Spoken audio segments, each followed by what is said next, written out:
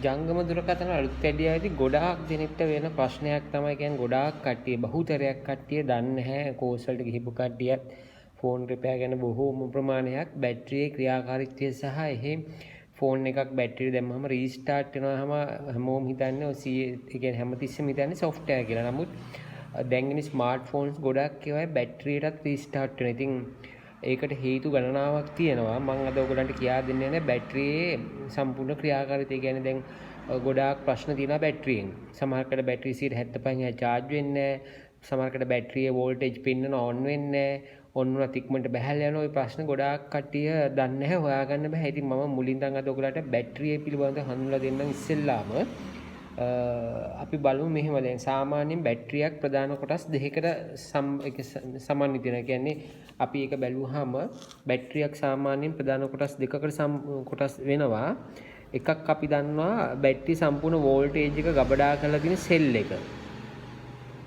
හරි. මේ සෙල් එක. එතකොට සෙල් එකෙන් අනිවාර්යයෙන්ම ධන සහ ඍණ පින් දෙකක් මෙහෙම සම්බන්ධ වෙනවා.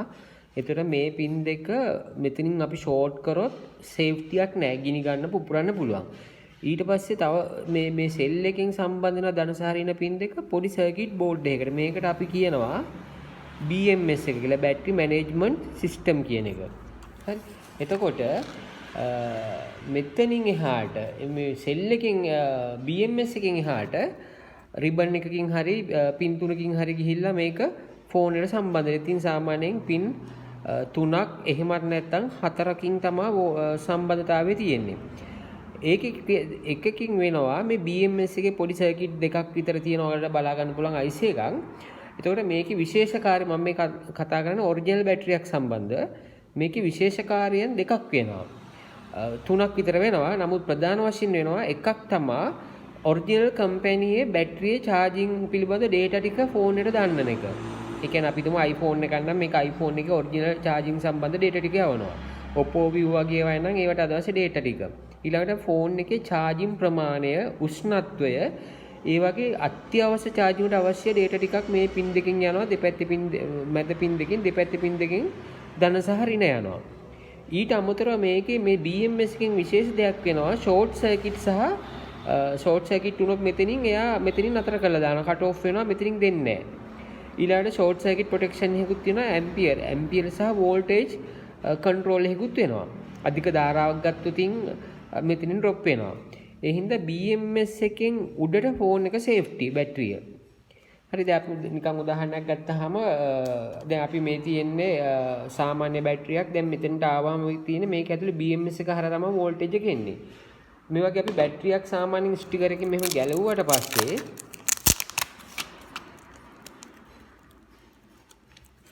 මේක ගැලවුවට පස්සේ මෙතනින් තමයි මේක සම්බන්ධතාවයේ තියෙන්නේ. මේ තියෙන්නේ අපිට බලා ගන්න පුළුවන් BMS සර්කිට් බෝඩ් එක. මෙතන පොඩි සර්කිට් බෝඩ් එකක් තියෙනවා මේක. ඒකට ඒක හරහා තමයි සම්බන්ධ වෙන්නේ සෙල් එකට. දැන් මම ගලෝප එකක් ඕගලන්ට පෙන්නන්නම්. මේ තියෙන්නේ ඒ වගේ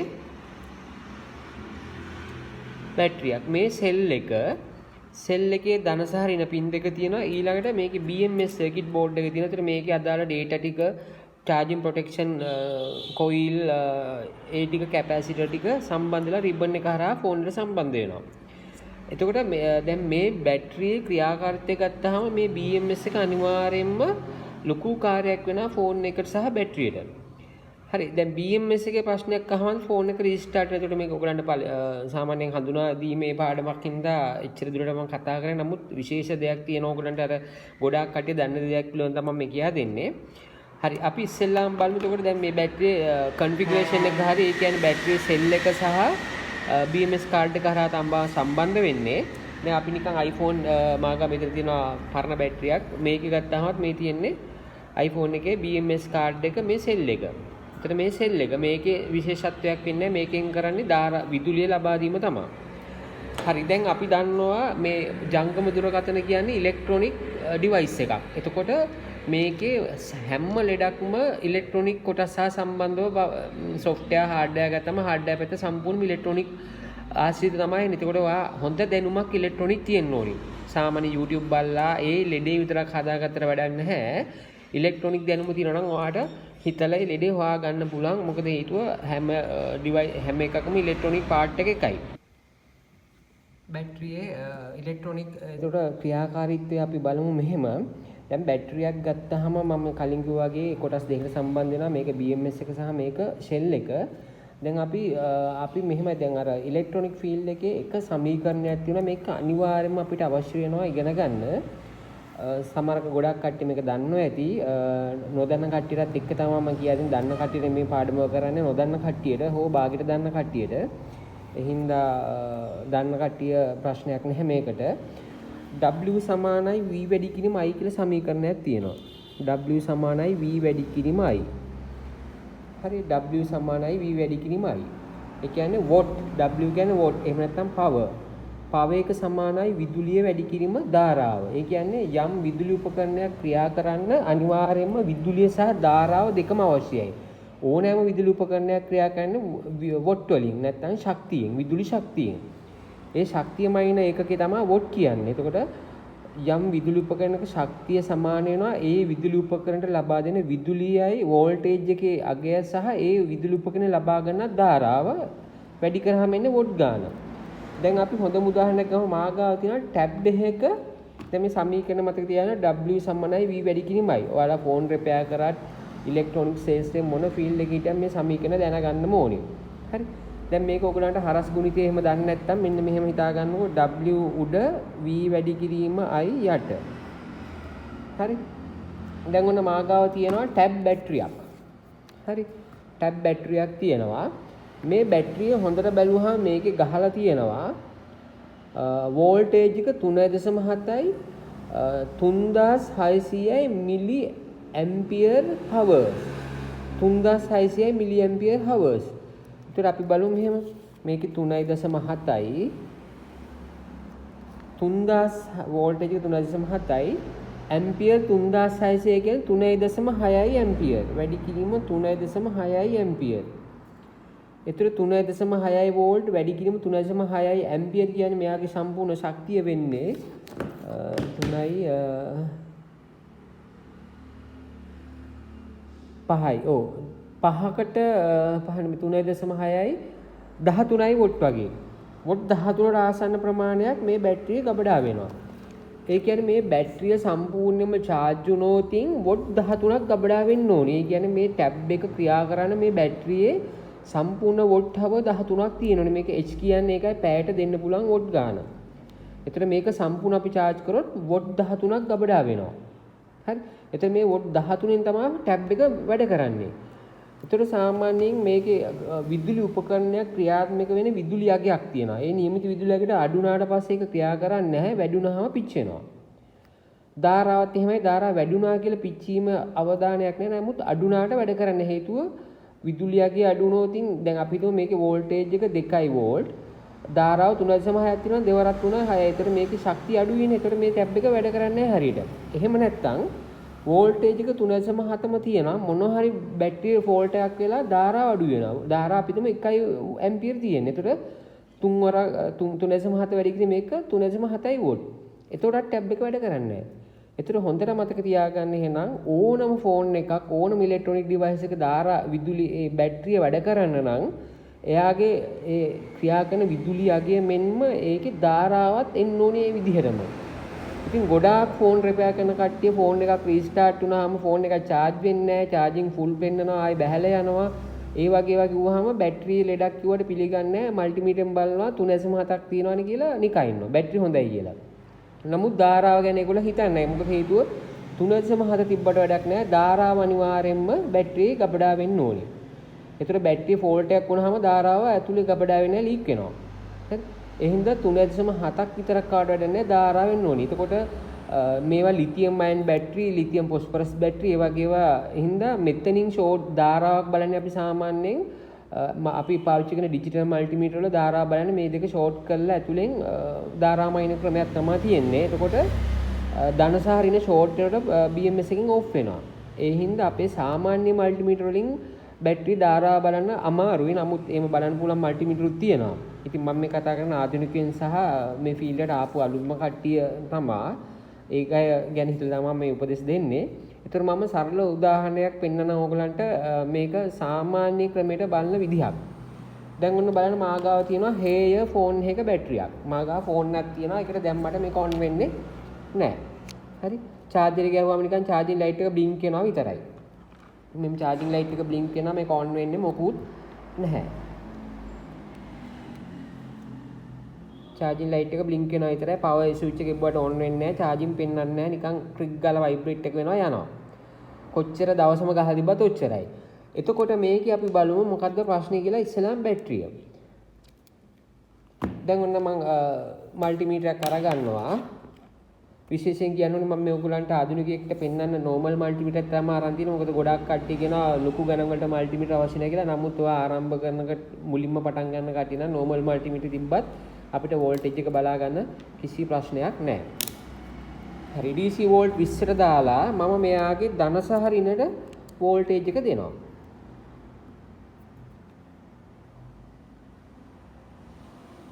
අපිට 3.7ක් පෙන්නනවා. ඒතකොට දැන් ගොඩාක් ෆෝන් ෂොප් වල කට්ටිය ෆෝන් හදන කට්ටිය දැන් ආ බැටරිය හොඳයි වෝල්ටේජ් එක 3.7ක් තියනවා කියලා. හැබැයි මේකේ ධාරාව බලන්න බෑ. ධාරාව බලන්න දන්නේ නැහනේ. ඒතර අපි සරල පොඩි උදාහරණයක් කියන්නම්. සාමාන්‍ය එකපාරම ෂෝට් වෙන්නේ නැහැ. නමුත් අපි ටික ටික බලමු. ඒ කියන්නේ පොඩ්ඩක් අපි ෂෝට් කරලා බලමු. අර BMS එකේ තියෙන එක දිගටම තිබ්බට ෂෝට් වෙන්නේ නැහැ. අපි කඩින් කඩ දෙමු. මම ධන සහ ඍණ වයර් එක මෙහෙම පොඩ්ඩක් මෙහෙම ෂෝට් කරනවා. කඩින් කඩවම 4-5 පාරක් කොහොම තියාගෙන ඉන්නවා. එක දිගට දුන්නට සමහරක් බැටරි ඕෆ් වෙනවා. මොකද BMS එකෙන් දෙන්නේ නැහැ. ඒ හින්දා මම ඔහොම ටිකක් වෙලා ඔහොම කඩින් කඩ ඔහොම ෂෝට් කරලා බලනවා. ඊට පස්සේ මම ආයේ වෝල්ටේජ් එක චෙක් කරනවා.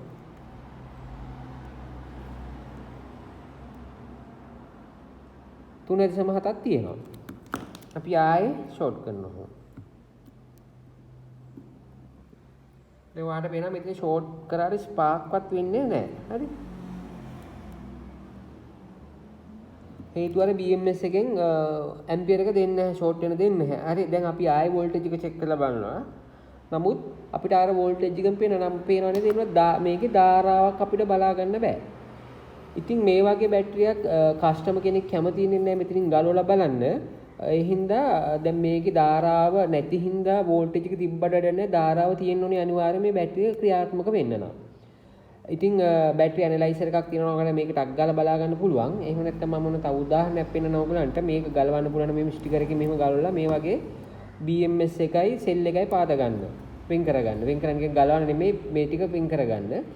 ඔන්න දැන් අපි මේක බලමු එහෙනම් උදාහරණයක්. දැන් මේකේම ලෙඩක් විදිහට තමයි මේක මම කන්ටිනියු කරන්නේ. දැන් මේකේ වෝල්ටේජ් එක අපි බැලුවාම අපිට පෙන්නනවා 3.6ක්.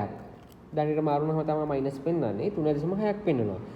දැන් ඔයාලට මේකේ ධාරාව බලන්න හරි ලේසි. හේතුව තමයි මේ BMS එකකින් පල්ලෙහා අපිට චෙක් කරගන්න ඕනේ. හැබැයි ආරක්ෂිත ක්‍රමයකින් කරන්න ඕනේ. ඔයගලන්ගේ සමහරකට මේක ඊටාම පවර්ෆුල් බැටරියක්. මේකේ ධාරාව තියෙනවා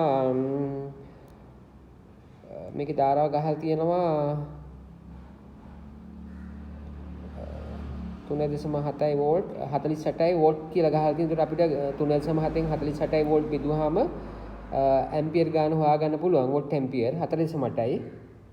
4යි ඇම්පියර් 4යි. එතකොට මම මේක මෙහෙම ෂෝට් සර්කිට් කරන බලාගෙන කරන්න ඕනේ. මොකද එකපාර තියන්න එපා. අත පිච්චිලා ඒ මේක ඇම්පියර් ටික හොඳටම තියෙනවා. මෙහෙම එකපාරක් අපි ඔහොම ස්පාර්ක් කරනවා.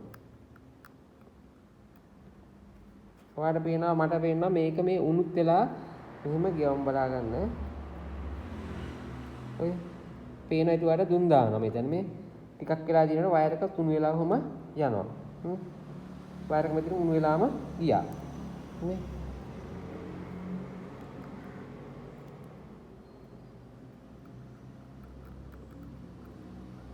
ඔය හොඳට zoom කරලා බලුවාම ඔයාලට පේනවා දුම් දානවා.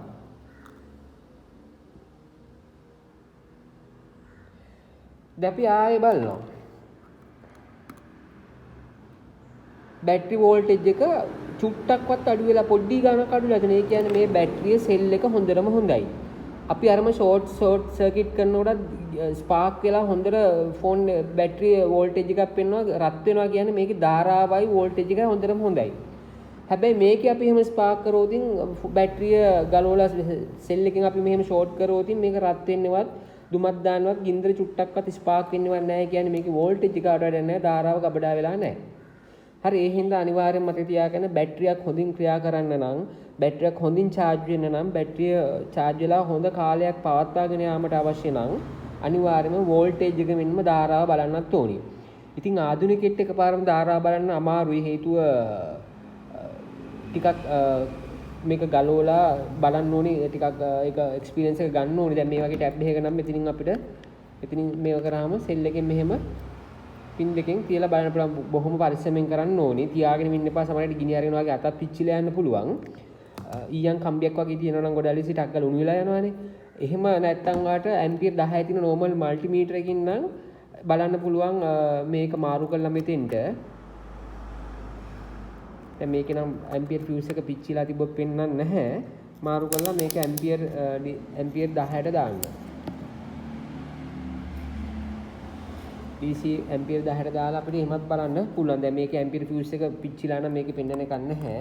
පිච්චිලා නැත්තම් මේකේ ඇම්පියර් ගාන පෙන්වන්නේ ඇම්පියර් තියාගෙන ඉන්න එපා. වයර් උණු වෙනවා. මෙහෙම එකපාරක් තියලා ඔයාලට ටිකක් වෙලා තිබ්බහම බලන්න පුළුවන් ඇම්පියර් 10කට ආසන්න ප්‍රමාණයක් මේ බැටරියෙන් අවුට් කරන. හැබැයි ඒක ටික ගිහිලා අඩු වෙනවා. ඉතින් මේක ටිකක් පවර්ෆුල් බැටරියක්. ඒ හින්දා අනිවාර්යෙන් මතක තියාගන්න අර දැන් මේක ඇම්පියර් 10 පේනකොට ඒක ටිකක් වෙලා ගිහිල්ලා අඩු වීගෙන යනවා. මොකද මේක එකපාර දෙන්න පුළුවන් ශක්තිය ටික වෙලා ගිහලා අර මෙයාගේ පෙන්වන ඇම්පියර් 4ටම පෙන්වන්න පුළුවන්. ඒ හින්දා මේ බැටරිය ඉතාම හොඳ බැටරියක්. හරි. මම ඊළඟ වීඩියෝ එකක් ඔයගලන්ට කරලා දාන්නම්. ඒ වීඩියෝ එකෙන් මම කරනවා කොච්චර charge කරත් ෆෝන් වල charging 125න් එහා නැත්නම් 175න් එහා charge වෙන්නේ නැහැ. කොච්චර charger ගහුවත් charging පෙන්නුවට charge වෙන්නේ නැති ඩේට ගොඩාක් ඊටාම ඒ කියන්නේ ගොඩාක් හදාගන්න බැරි කට්ටිය ඉන්නවා. ඒ කට්ටියට ඊටාම සරල ක්‍රම වගේ නේ රෙඩිය හොයාගන්න හැටි පාඩමක් මම ඊළඟට දාන්නම්.